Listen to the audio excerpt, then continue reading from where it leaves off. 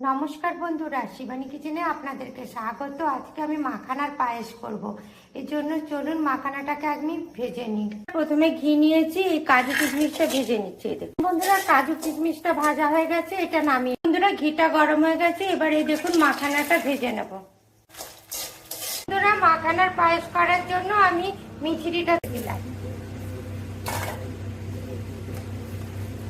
বন্ধুরা, মাখানাটা ভাজা হয়ে গেছে, এবার এটা আমি নামিয়ে নিই। এর মধ্যে দেখুন কাজু কিশমিশ ভাজাটা দিয়ে দিলাম। এবার এর মধ্যে এই দেখুন কনডেন্স মিল্ক দিয়ে দিচ্ছি।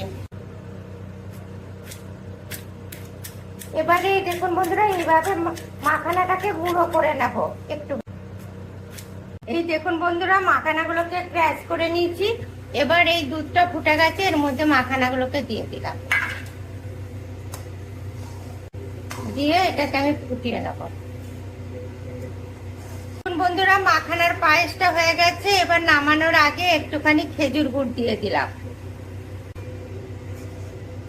বন্ধুরা, আমার মাখানার পায়েসটা হয়ে গেছে, এবার এটা আমি নামিয়ে নিচ্ছি। দেখেছেন কি সুন্দর মাখানার পায়েসটা হয়েছে। এবার এটা টেনে নেবে।